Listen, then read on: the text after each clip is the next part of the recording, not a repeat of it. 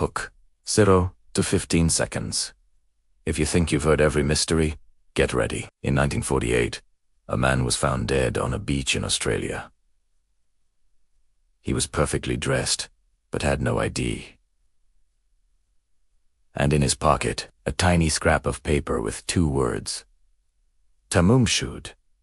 This isn't just a story. It's a riddle that has stumped the world for over 75 years. Stay with us as we unravel one of history's most baffling unsolved cases. And if you love a good mystery, make sure you hit that subscribe button and give this video a like. You won't want to miss what's coming. The discovery.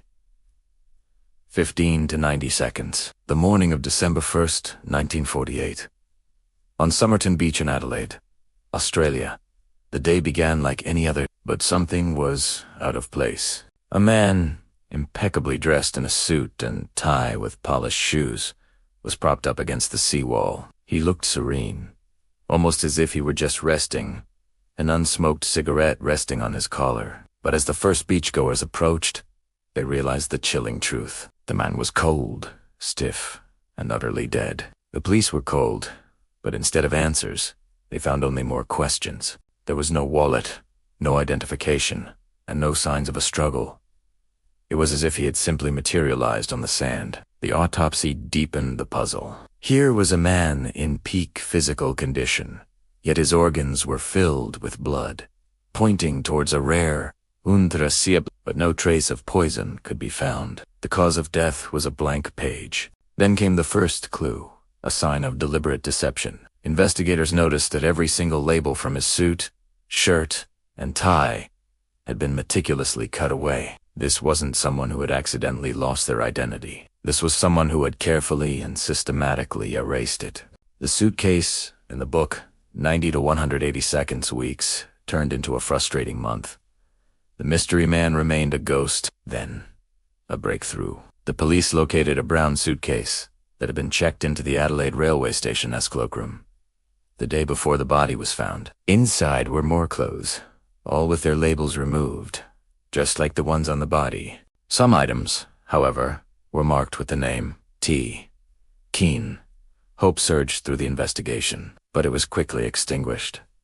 No one named T. Keen was reported missing. It was another dead end, a false trail laid by an expert in concealment. The case stalled for months. The man's body lay unclaimed in the city morgue.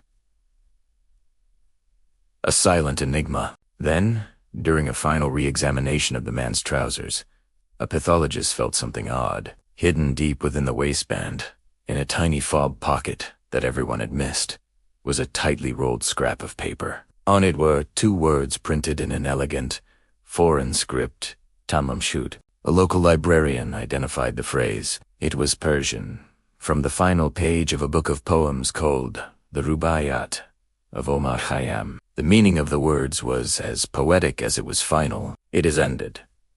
The code in a nurse, 180 to 270 seconds. This was the key. Police launched a nationwide appeal to find the exact copy of the book from which the scrap had been torn. Mont Basset. Then, one evening, a local man walked into the police station. He told a strange story. Around the time the body was discovered, he'd found a rare edition of the Rubaiyat tossed into the back of his unlocked car. He hadn't thought much of it until he saw the appeal in the papers. The detectives held their breath. They examined the book. The last page was torn out. The scrap of paper from the dead man's pocket was a perfect match. But this wasn't the end of the mystery. It was the beginning of an even deeper one. Faintly penciled in the back of the book were 5 lines of capital letters, a code that has remained unbroken to this day. And below the code, there was a phone number. The number belonged to a young nurse who lived near Somerton Beach. When the police questioned her, she became visibly distressed and evasive. She denied knowing the man, but when shown a plaster cast of his face, she recoiled, looking as if she were about to faint. The final dead end, 270 to 360 seconds. The nurse eventually admitted to once owning a copy of the Rubaiyat. She claimed she had given it to a man she knew, an army lieutenant named Alfred Boxall, during the war. For a moment, the police thought they had finally identified their man. The puzzle was solved, but it wasn't. They quickly tracked down Alfred Boxall. He was alive and well, living in Sydney.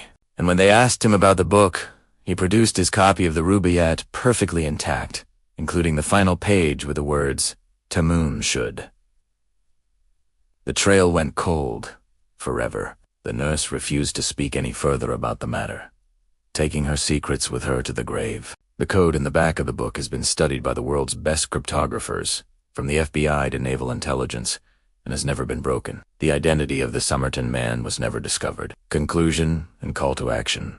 362 for 20 seconds. So who was this man? Was he a Cold War spy on a failed mission, his death signaling that his work was ended? Was he a spurned lover leaving a final, poetic message for the woman who wouldn't speak his name? He orchestrated his own final chapter with the precision of a watchmaker, leaving a trail of clues that were both brilliant and impossible to solve. He was a man who walked out of the shadows, sat down on a quiet beach, and left a riddle that continues to echo through the Dakaza silent testament to a life so secret that not even death could reveal it. What do you think happened? Was he a spy, a lover, or something else entirely? Let us know your theories in the comments below. This mystery belongs to all of us now. Thank you so much for joining us on this journey into the unknown. If you enjoyed this deep dive, please don't forget to like this video and subscribe to our channel for more stories that challenge what you think you know. We'll see you in the next one.